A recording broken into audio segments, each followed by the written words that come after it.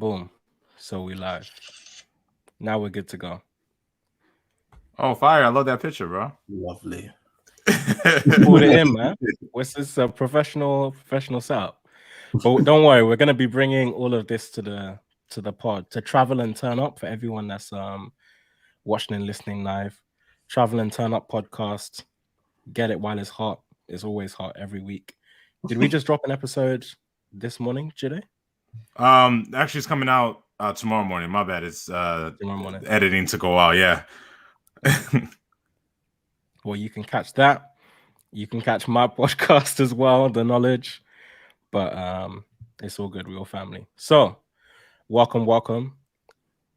We've got a few things to talk about today. Gabriel. Mm-hmm. Yeah. Let's kick it off. The two things that, or should I just do like one at a time?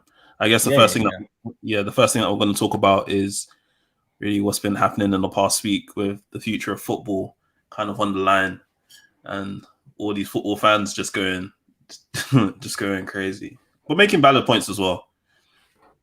Can I ask a question? As an American? Yeah, go on. Yeah, go ahead. Do you guys really feel like the future of your sport was on the line? This is the question, though. I don't even watch it. I can't even talk about it. I just found all the tweets really funny. Oh, I watch a lot, actually. I mean, I'm Nigerian too, so I watch a ton. Actually, I'm not gonna lie to you. But I never felt like the future of the sport was on the line. I thought that was a little bit much, to be honest with you. But you didn't, though? No.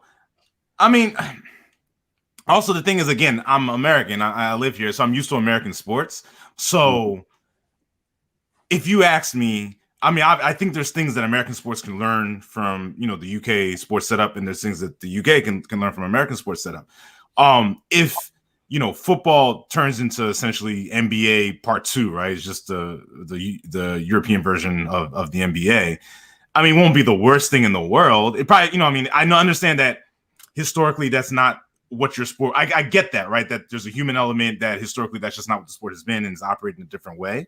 But I guess I never see evolution as death, and that's kind of where I come from with that. Mm-hmm. You're on mute, David.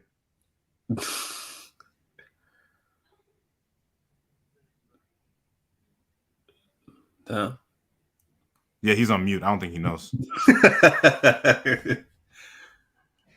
That's technical difficulties. But Gabriel, go ahead. Like, how do you feel about that? Like, it's so, like, just the last week in terms of what's been happening, how fast things have been moving, and just these, I won't say all of them were controversial opinions, but I mean, I guess it depends who it was coming from, and like why they were saying the purpose behind the things that they were saying. I was more playing an observational role, just kind of watching from the sidelines, because football hasn't really been my sport to watch. I don't really take part in sports.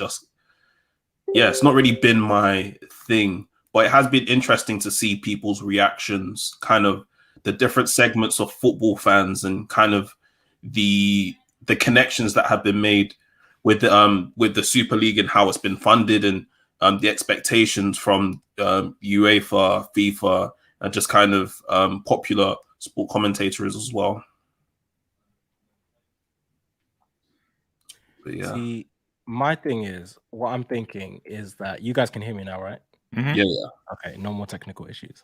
So the reason why it could have been the death, in my view, is just the fact that if we ended up being pushed out of the league is the point. So if by having this new kind of international football, we couldn't have the domestic league in the same way, then that's an issue. Because and also if the players couldn't play for their country, if you can't play for then that's a big issue. And I think there's two overflow parts of it. One is that where do the players go? Because if we are out of the Champions League and we're playing in this whole different league where not everyone can join, the teams that stay within Premier League and that stay within the existing competitions, that's going to be teams like Burnley. So Yeah. now, does that mean that Jordan Henderson, Trent Alexander-Arnold, Foden, if you want to keep playing for England, you have to move to like a team like Burnley, or you have to move to some lower league squad to keep playing for your country, to keep playing in the traditional competitions, etc. And then the other side of it is that with the new contracts that all the teams are going to get, you're going to get all this new money. That means you can buy, if every team is going to get an extra 300 mil every year, you can start buying players, which is a good thing. Coming from, I'm a Liverpool fan, cool. Our owners have been stingy. They haven't wanted to spend. We haven't been able to have these players. But if all of these teams could suddenly buy anyone they want, what happens to everyone else's teams? So you mean like if all the Super League teams? Well, let me start here by saying this, right?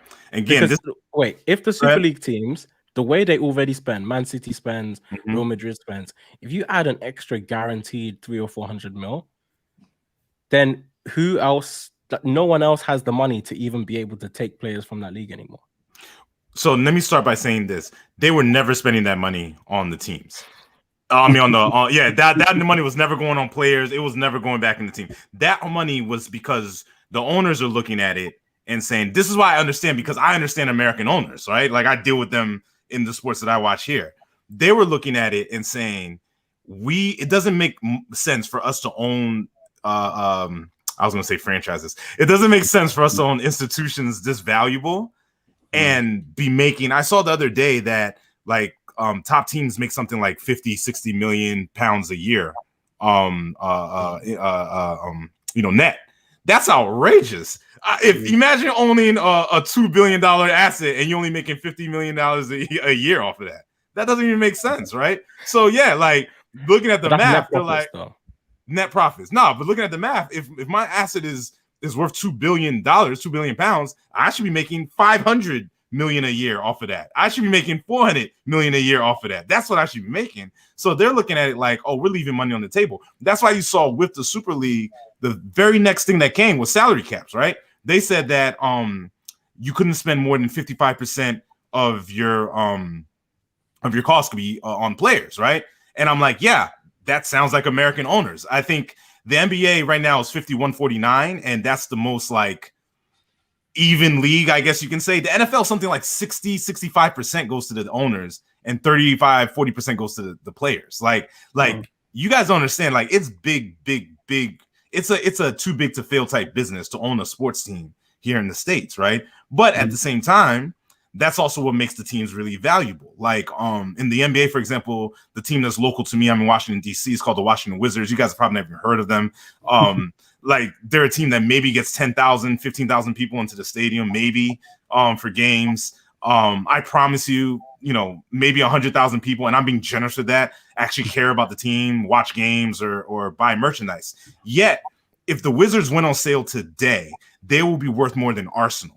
And think about how wild that is when millions of people watch Arsenal games every single match around the world. I was just in Mexico, people wearing Arsenal jerseys. You know what I'm saying? So yeah, if I'm an owner, I'm like, hold on, the math doesn't add up. Like, we're leaving money on the table. So I got it from that perspective.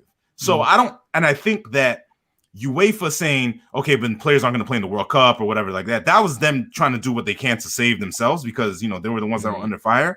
But like, I don't think that was ever going to happen, but I do agree. It could have been evolution. It could have been the end of the Premier League for sure. It could have been the end of the Premier League, but is that really the end of football? Like, is Premier League, is football the Premier League? I mean, it would just evolve. It would just be something else.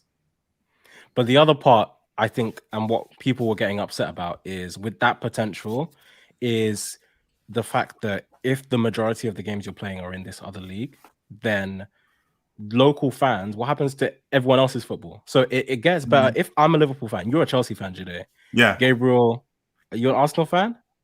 Nah, I haven't watched football in years. You say you don't watch, bro. So you're an Arsenal fan. That's what it means to be an Arsenal fan. So that's funny. So if you're a fan of one of these big teams, then in my mind, this is great. Now you're going to get to play Barcelona all the time. You can play Real Madrid, blah, blah, blah. If you're a fan of like Burnley, playing our teams was all that was your Barcelona. Yeah. You were waiting to play the bigger teams home and away so you can get the money. So even just being able to play Man City, Liverpool, Arsenal, Man United, that's how you got your money. So if you don't even get to play those teams anymore, and you're probably not getting to Europe either, or if you go to Europe, you're now playing like Valladolid. You're playing you're playing just random teams. Deportivo. You're basically playing Europa League teams in the Champions League, and then Europa League just becomes, I don't know, Soviet Union kind of bricklayer teams. So I think that's my thing. Like if you're a fan of one of those other teams, you're getting way less out of this. And that's why I think there's the case for, oh, this could be the end. But I mean, okay, so they've walked back on part of it now, but what do you think is the next steps? Because the one thing that people haven't really talked about, and I actually do want to talk about, is when we saw the actual Champions League changes, because that's still going ahead. So even though they've cancelled the Super League, well, at least the English squads, the Champions League, first of all, the format is changing. And what do you guys think of the format? And then two, if the Spanish and French teams or the other teams are still going to be in the Super League, then what do you think happens to Champions League football? Because now, if it's just English teams and then Dortmund and Deportivo, what kind of football is that? So, all right, I'll say this. The Super League doesn't work without the English teams. Because let's be honest, I'm the target audience for the Super League, right? It's the people in America, people in Asia, that's what they're trying to target here in the Middle East kind of thing. And nobody's signing up just to watch Real Madrid play Barcelona every week, right? Like that's not what it is. So it doesn't work without Manchester United, Liverpool, Arsenal, like those. You need those names to elicit the emotion you're trying to get out of this. So from that perspective, this thing is dead without the English teams. Now, Champions League is going to make the changes they said they're going to make. It kind of sounds like they're making a Super League. But, I mean, once again, let me say it this way. This is just confusing to me as an American because it's just like, I don't understand the need for the extra bureaucracy. Like, when you explain to somebody how football works, like the bureaucracy behind football, it's actually very, very confusing because every country has their own FA, right? But then every FA somehow answers to the Confederation, UEFA in this case for Europe. And then UEFA has to answer to another level of bureaucracy, which is FIFA. And at every level, you have guys in suits making 6 and 7 figures. Yeah.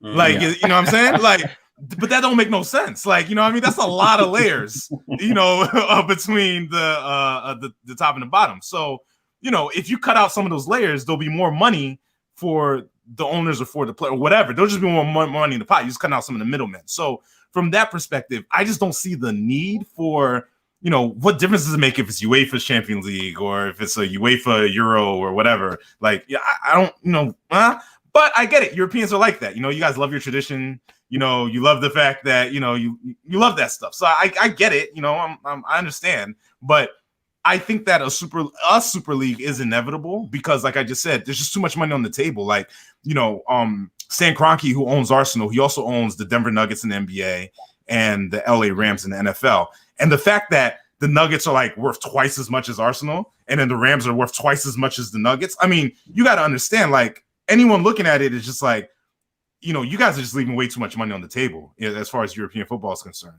Like it's already $1 billion business, but it could be so much more profit. It's just too many layers of people getting paid that need to be cut out. Yeah, I'd say similarly with Liverpool as an example. I think Fenway Sports Group also owns the Boston Red Sox. LeBron is an investor in Liverpool. But it's interesting though, because what happens when all of these, it's the same owners owning multiple teams in multiple sports? I think that is one thing that becomes an issue. And then two, I can't lie, a lot of people are not keen on every time the ball goes offside. Now you're going to have halftime sponsored by Sprite. You're going to have like...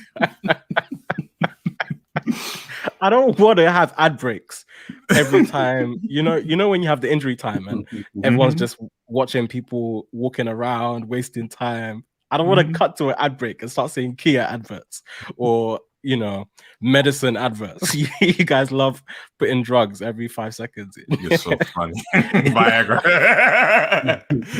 In case of erection, more than 4 hours, contact your doctor. On a Saturday afternoon. Let me ask Gabriel this, because he doesn't watch football. But Gabriel, if it got to a place where football was essentially just like NBA Part 2, like, halftime shows, Beyonce, twerking in the thing and all like that, like, would that make you more or less likely to watch? Justin Bieber in the World Cup final. I don't know. I don't really know. I feel like I like the hype that comes with the NBA and the NFL, and just the halftime shows, and just kind of like the excitement and the buzz and everything. Just because a lot of people are on it, but with football, my energy just isn't there. Like, I take note of like what teams are doing well. Like Arsenal just seems to be progressively mid, like below mid, and then other teams are just kind of like, it's just debatable. But I don't know if more advertising would make me more inclined to watch. I don't know. I mean, what if they had cheerleaders? Oh.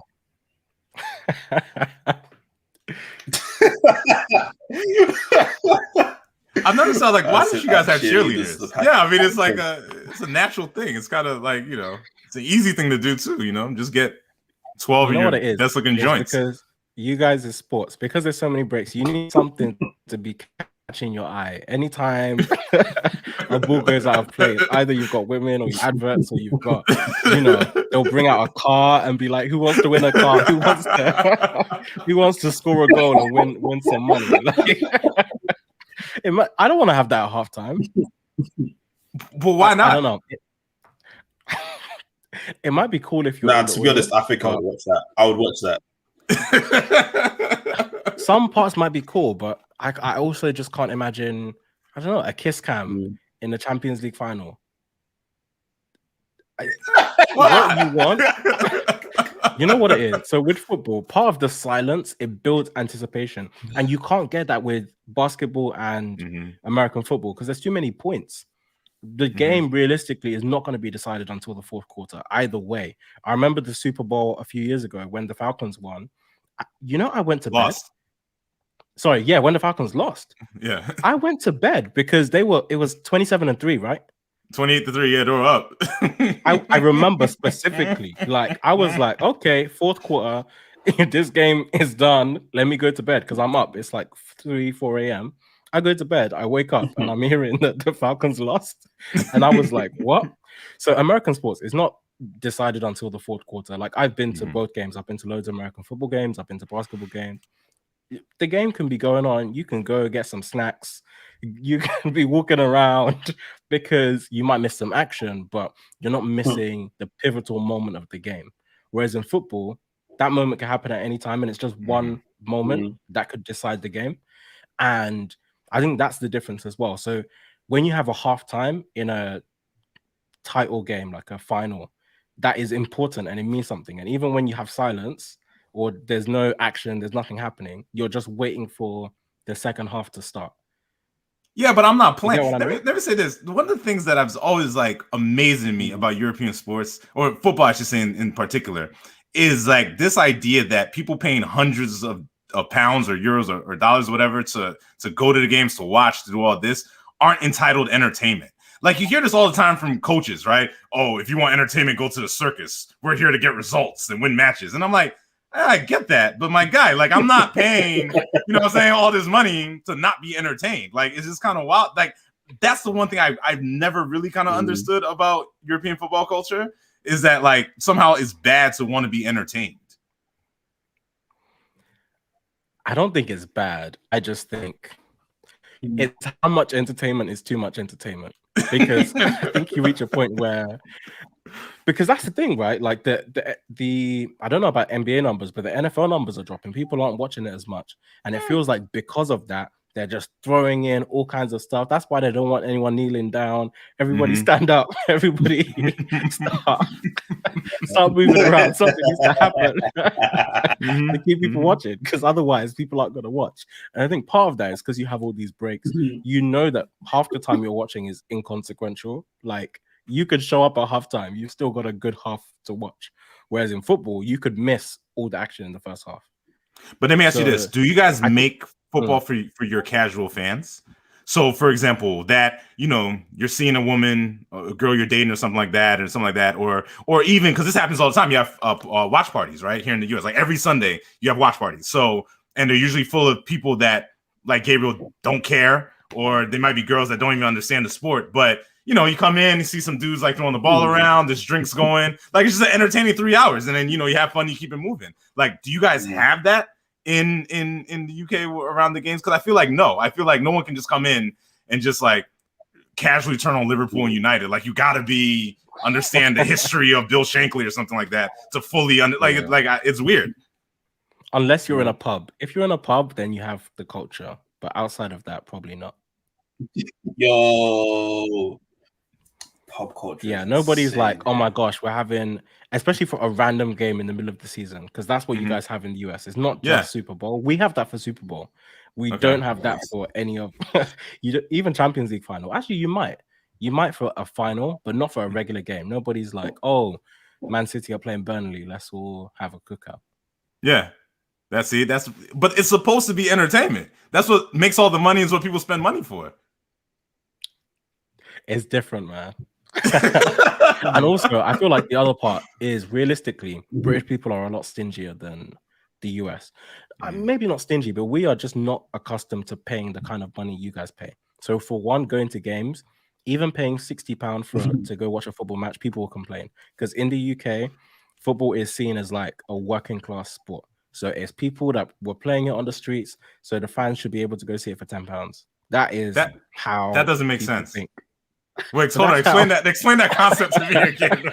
That's how people think. And also, you might not know, but people that are local to the game, so for example, if it's a Liverpool game, if you live in Liverpool, then you can get early access tickets, and usually also cheaper tickets than people coming from anywhere else. British people don't want to be paying for, because that is what football culture means. Because that's just the way it is. Yeah, people aren't gonna pay £100 unless you're sitting in a box. Nobody's paying £100 to go sit in a normal seat at a football game. And then on top of that, if the hot dogs,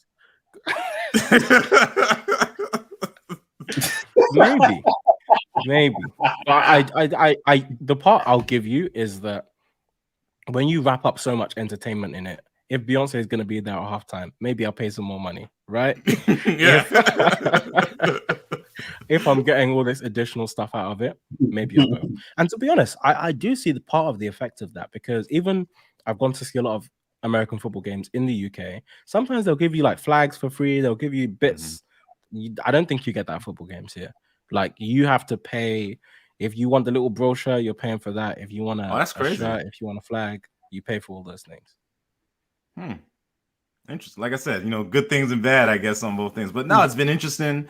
I saw a headline today that Prince William apparently had an instrumental hand in taking down the the Super League, and I was like, wow, this is what you guys are really serious. That is their PR, and we can talk about that if you want. That is their PR. Those people have been cooking since Harry and Meghan cooked them on Oprah. Their PR has been going overtime every single day. You'll hear a new story about Kate Middleton. Oh my gosh, she's a saint. She's like the new Che Guevara. Did you see that, Gabriel? No. I'm not even exaggerating. They had like photoshopped her as like a revolutionary because she showed up at some protest, and you could tell it was a PR stunt because she wasn't even wearing a mask. Like, she was wearing the mask before she got there, and then she took off the mask so people would recognize her. And then put it back on? This like a funeral? This was a vigil. Like, this was people just got attacked, and she's coming to like take off her mask to come and stand around. I mean, let me not politicize this too much because I don't want to get cancelled. Yeah. But I do think that they have been going overtime. So I'm not surprised that they're saying Prince William came and did something, but I don't think anyone's listening to him. Oh, well, that's really funny. So, I mean, the good news is your sport is saved. All the headlines I've seen in the last like 24 hours or so.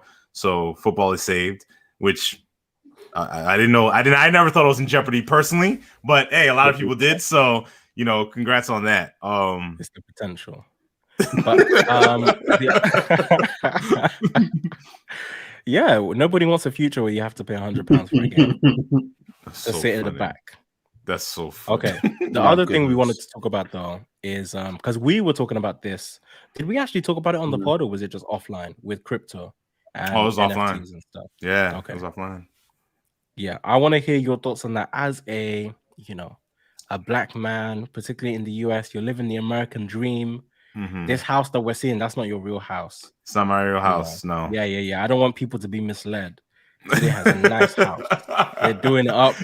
They've got wood putting in. They're making it pretty. They spent money on that house. Actually, I did spend a lot of bread. I spent a lot of bread on that house. But you're living the dream. We're investing in crypto. I mean, what's going on? All right. So, I mean, I think your audience knows. This is what we're just going to take our DMs to this conversation, Dave. So this is why I took offense with David saying. David was giving somebody advice on investing in crypto, and his idea was he was doing the same thing that 70-year-old investors do when they say, "Oh, well, you should be very careful about this, and you don't want to invest because you could lose your money. It's very volatile, and it's very this, and it's very that, and it's very that." And my thing to you was, okay, removing your personal feelings about it, just as like an advisor, someone's paying you and say, "Hey, David, advise me on what to do with my money." In good conscience, how can you tell people to stay away from cryptos when people with big money have put their big money into crypto? I'm not saying stay away. And it's funny because I said this to Gabriel. Gabriel was telling me he's dropping bans. I was like, whoa. See? Slow your roll. Look, I'm invested in crypto. I've been invested in crypto. So I'm not saying don't invest in it. What I am saying is that it's about how liquid you are. If my issue is I'm seeing a lot of people getting pushed into buying crypto because of TikToks, and they are putting pretty much their life savings, like they don't have any other savings. The savings they have, they're putting it into crypto. Cool. The issue is within the next up to few years or so, there's going to be ups and downs, right? There's ups and downs all the time. At some points, I think even recently, Bitcoin was down by like 20-30%. That's cool for me because the money I put in there is just, whatever happens to it. But I do believe that long term is definitely going up, and this is definitely going to be worthwhile. Right. But the amount that I've invested in it keeps me very liquid to the point where if something happens in my actual life, I don't need to look at that money. I don't even need to think about that money. And so if you're in a position where you're actually investing the money that you might need, then that's more of an issue. Whereas if you'd invested that in other investments, so for example, I'll just invest in general equities, right? So some might be tracking the market, some might be in another format. Is it just me? What? What's up? Oh, I think your internet's crackalacking, man. No, the signal just keep it popping. Don't worry. Yeah. So what was I saying? It's absolutely insane. Don't worry, it'll come through. But what I was saying is, yeah, I invest in general equities in a few different ways. I have 2 or 3 different portfolios. But if I need money, I can withdraw some of that money. Like that's not the first point of call. I'm first going to my savings, or I'm first going to some other places. But if the worst comes to the worst and I need some of that money, I know I can get it. Or when it comes to the point where let me or when it comes to the point where, let's say I want to use that money and I want to buy a house. I want to convert it into real estate or some other kind of opportunity, another investment. Jide, we're talking about other kinds of investments all the time, right? If I want to convert some of my holdings that are in a portfolio into an opportunity, I can do that. I can just do that, within a few days. Whereas with crypto, because of how volatile it is, how much it goes up and down, if you catch me at the wrong time where, oh, I need that money for an opportunity. And right now, even though 5 years from now it's going to be fantastic, right now it's down. If that's 30% of all the money I have or more, 50% of all the money I have, then that's risky. That's what I'm saying. Gabriel, you're the one that got the advice, so I want to hear your perspective. Oh my god, Gabriel, on put that crypto? advice in the bin, man. Yeah. That I won't lie. The signal has been an absolute madness, and I don't know if you guys can hear me now. Can you guys hear me now? Yeah, we hear you. Cool. Yeah, now you're cool. All right, cool. Yeah. In terms of crypto, like, now that I've heard you kind of say it again, David, I hear what you're saying. But I guess it's just like with anything. You need to do your research.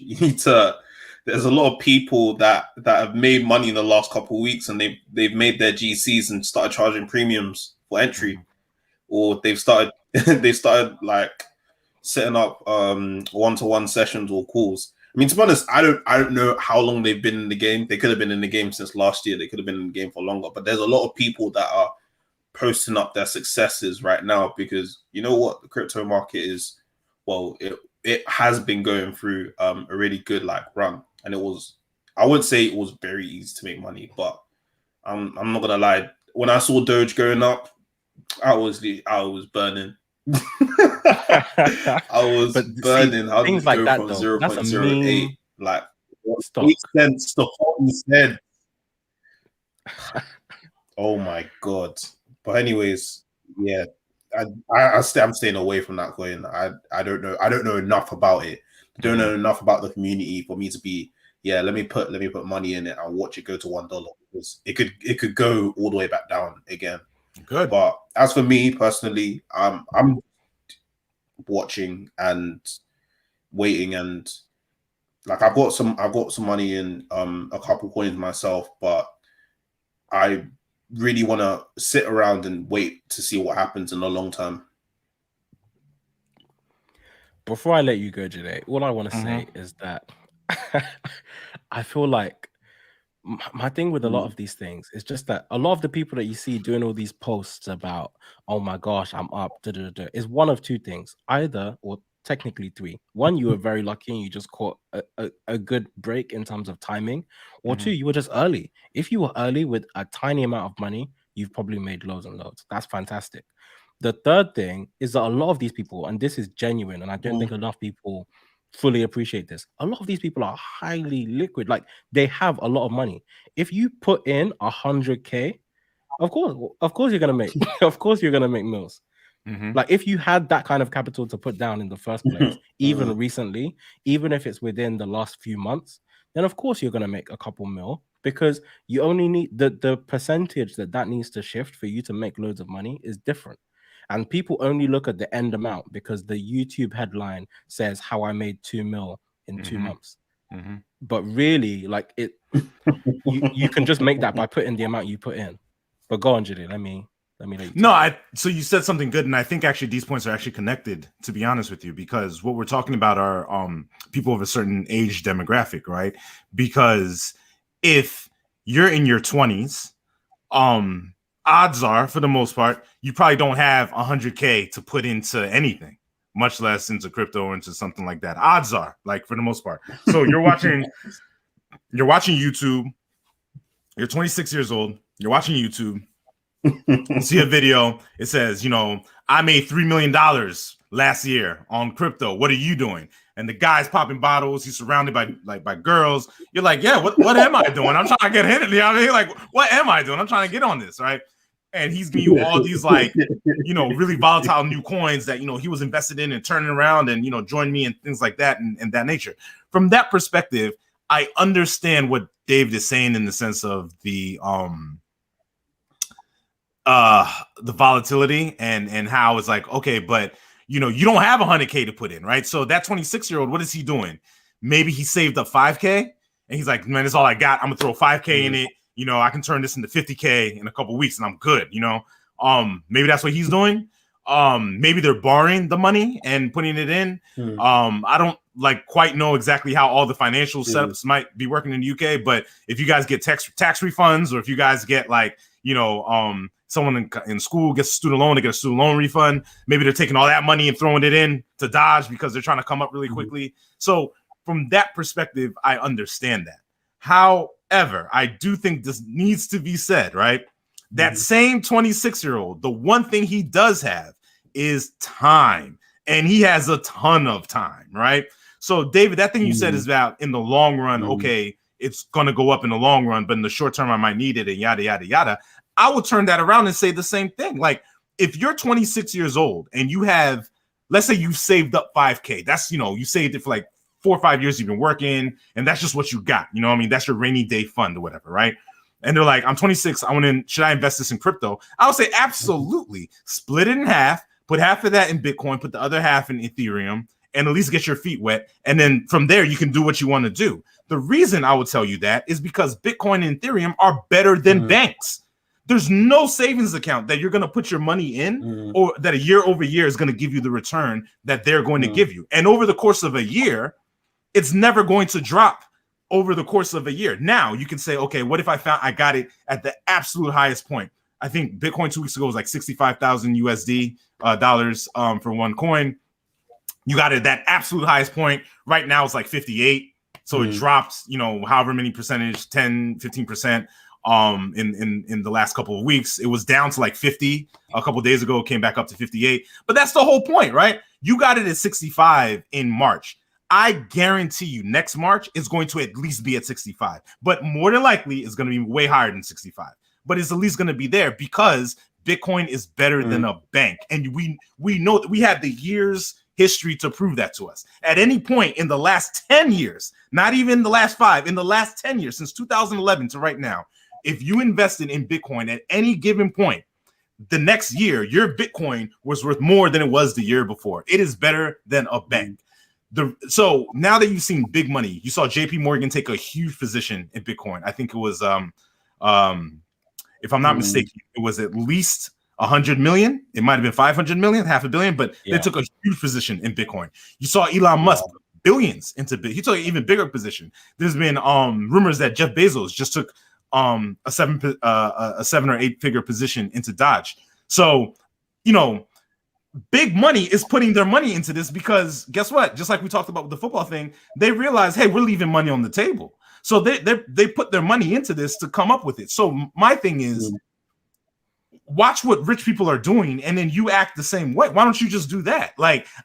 Again, if the person's 55, they're close to retirement, that's all the money they save for their whole lives, and they're like, oh, should I put this in Dodge? You're like, no. I understand. That I understand fully, right? But the 26-year-old that has 5K, 10K, yeah, bro, throw that in crypto. Let's go. Like, that's what you should be doing. That's the advice you should be giving. But I feel like part of my issue is that in the US, I feel like young people have a different approach to entrepreneurship. I don't doubt that if a young person blew some money, a couple bags, I've seen enough young hustlers. Like, I've spent a lot of time in Atlanta, a lot of time in Florida. I've seen people just make some money, and they're doing perfectly legal things to get that money. It's pure entrepreneurship. I do feel like here, particularly within our community, money is not as liquid, and you don't have the same velocity of money. Money is not coming and going as much. You see people are just trying to get drip, and they're just and they're using Klarna and they're using other tools like that to get that money. And so my thing is, if you don't have that kind of velocity of money, and we don't have that kind of cultural entrepreneurship where really your main source of income is just going to be getting a job and getting paid some money. And if you're not in a position where you're going to be getting paid a lot of money, then losing the money you do have right now means that it's going to take you possibly years. It's going to take you some time to build that capital back up, even though it's small, because culturally we don't have that same entrepreneurial spirit. And people cuss people for doing stuff that would bang in the US over here. So in the US, someone could pop up, start selling t-shirts. Someone could pop up, start doing whatever kind of business, and the people around them will support it. They don't care about what the t-shirt says. Like, you don't even have to care, but people will just support those things. And I think, yeah, when people see other people hustling, they support it. Whereas here, we talk a lot about being moist in terms of, oh, if you're like begging it for other people, or if you're, yeah, like if someone becomes a personality, you don't want to associate with it too much. You don't want to affiliate too much. You don't want to support people too much, or you don't want to be seen to be supporting people, which is Bro, weird. And explain that whole concept. You just said being moist, begging it. I don't understand what none of that meant. So I need you to break that down a little bit more.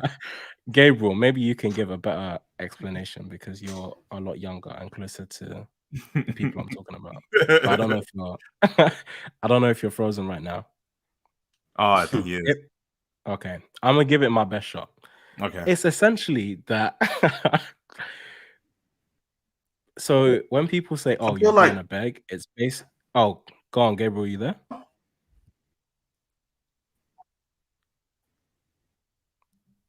I don't know if you can hear. All right, let me just go. Oh my gosh, I can hear you now, but So what I was saying is, okay, if someone was to say, oh, you were being a beg, it's basically like you are. It's so hard to say all these things without using other bits of slang, but you are just being endeared to someone else. So let's say, Jide, you're running a business and I'm like, oh my gosh, you're doing so well. This is so amazing. It's incredible. That's the kind of support and affirmation I feel like you would get in the US. If someone sees you popping off, someone sees you doing something, even if it's not going well yet, you get that kind of support. In the UK, you'd say that person's being a beg. Like, why are you almost like begging for the crumbs from the table? Yeah. Like, why are you just, please, sir, can I have some more? Like, why are you doing all that kind of stuff? And so, yeah, people say like fan behavior, like you're being a fan of someone else. Nobody wants to be, and I think a lot of this is weird because it's so deeply cultural. I feel like a lot of this comes from the UK having this kind of feudal system where all the working class people are supposed to be of the same level, and nobody wants to see other working class people above their level.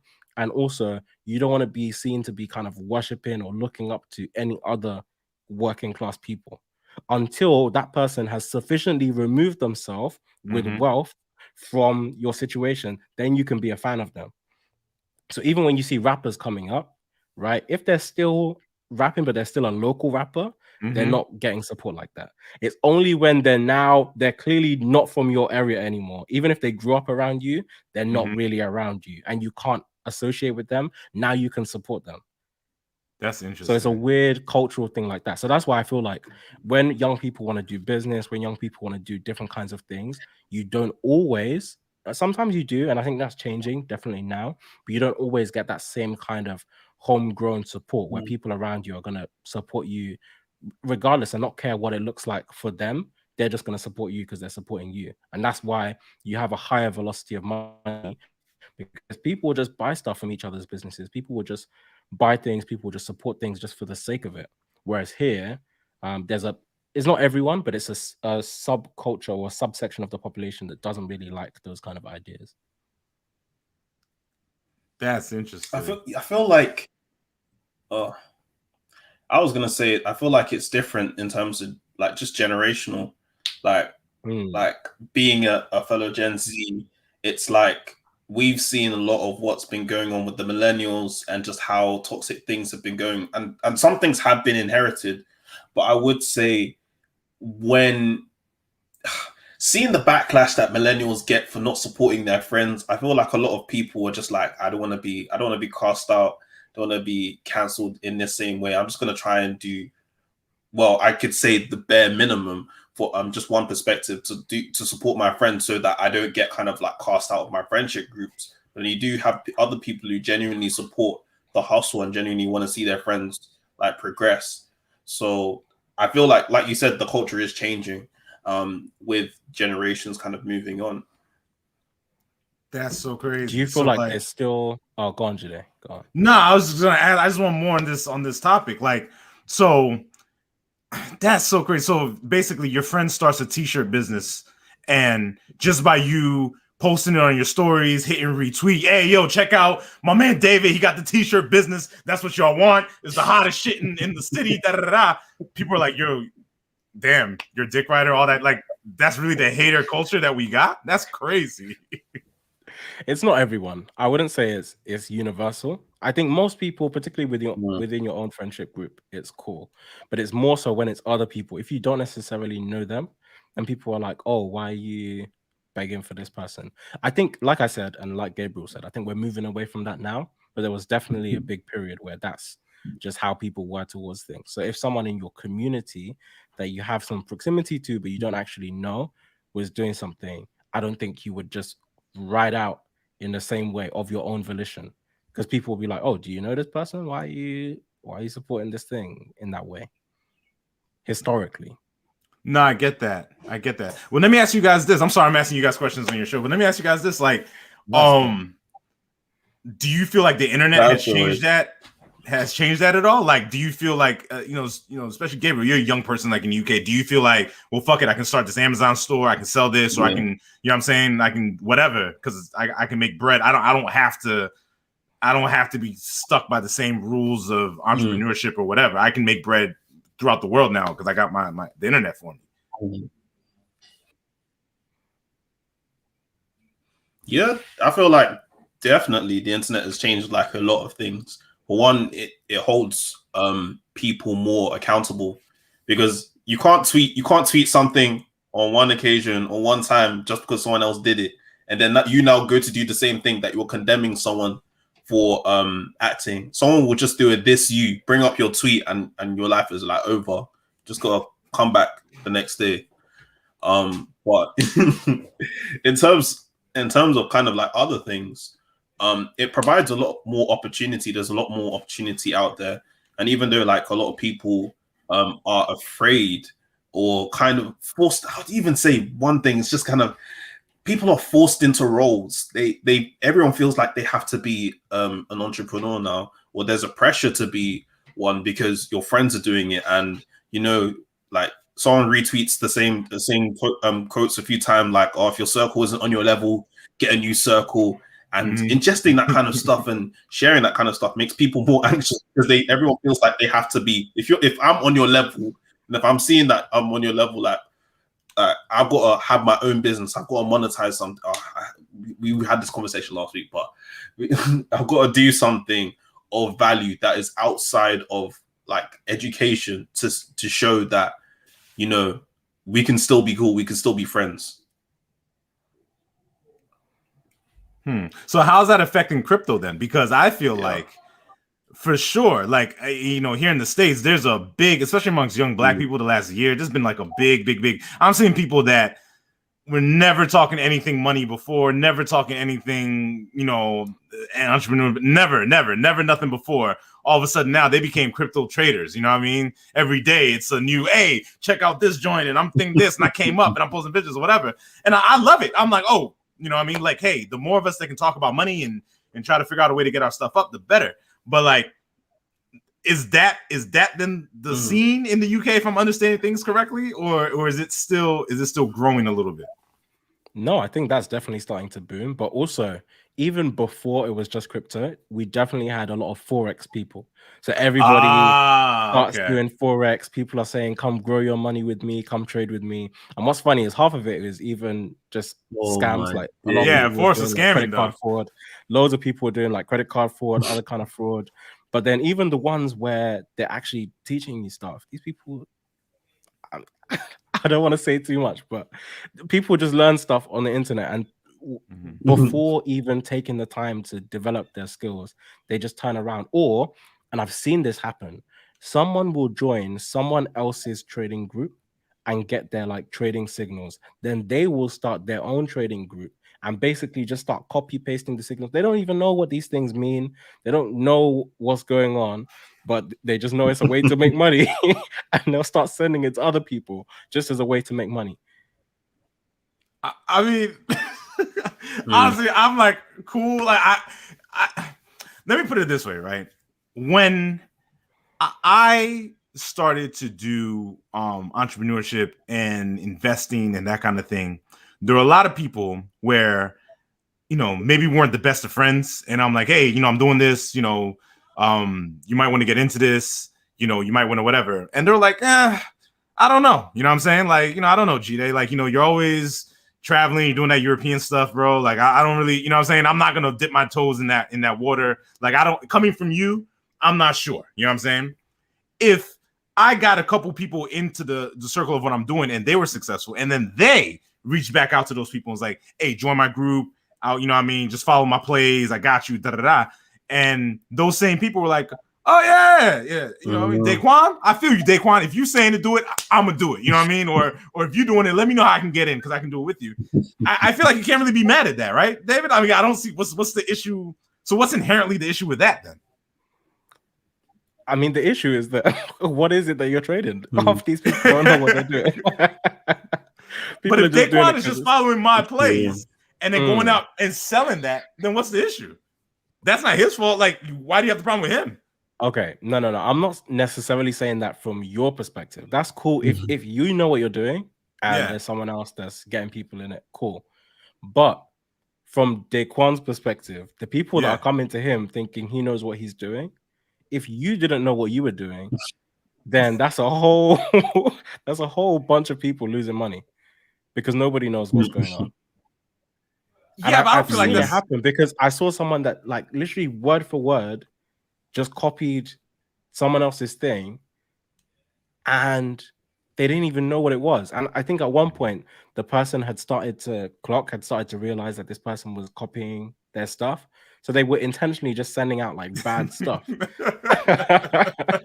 just to see if all these other people would start doing it. And obviously they did. But I mean, what do you think about side hustling in general, Jide? Because we were talking about this last week. I'm thinking, okay, one, side hustling, but also two, entrepreneurship and how much people should be getting into it now.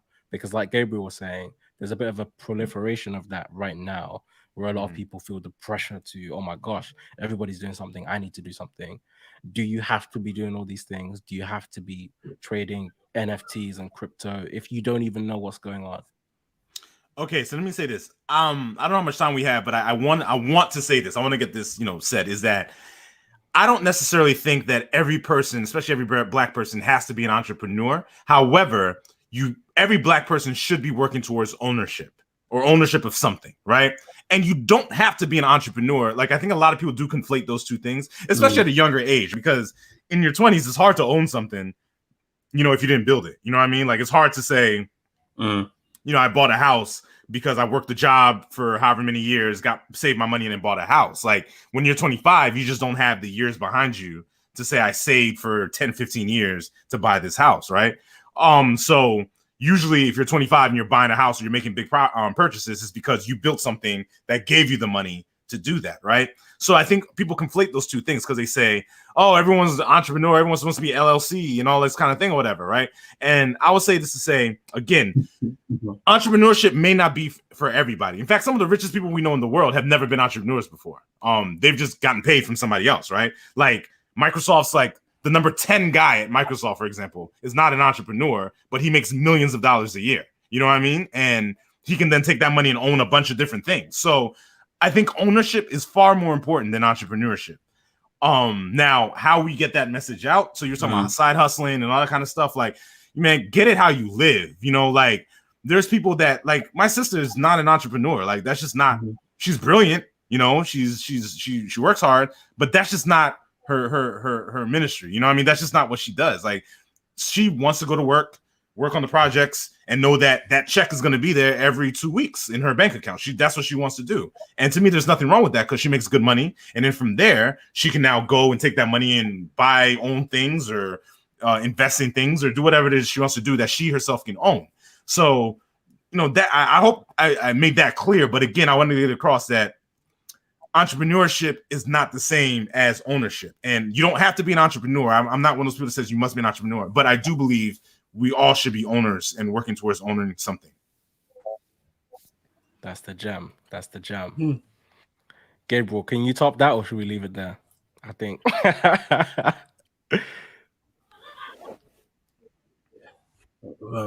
Oh, wait, could you repeat that? I said, can you top what Jide just said or should we leave it there? Have you got better gems or nah?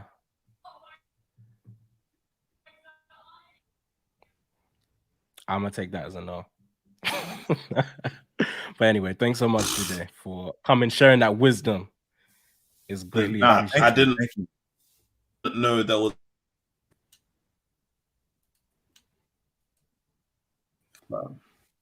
I don't know. Go on, he Jay, dropped what are off. you saying? Oh, he dropped. No, I was saying, thanks for the opportunity. I love, the funny thing about it is, right, is that I love being in the UK. I love being in London. Every time I go, I have the best time ever, right?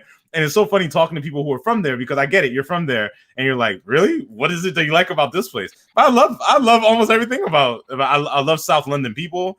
I think the music's cool. Obviously I love the football. I love it. I love the vibe when I'm there. The only thing I don't love is the weather, obviously, but like it's I always feel at home when I'm there. So like, hey, invite me back, bro. I'm here to talk and I love, what I mean? I love it. So thank you very much for the opportunity. Yeah, and we're around. Tell people to check out the podcast and we'll talk. Yes. Travel and turn up and the knowledge. Get it lit. But yeah, thanks for coming on, man. We'll definitely have you back. This is a very low stakes environment. It's not the same as the main podcast. So yeah. All good, bro. All good. Awesome. Thanks, man. All right, peace.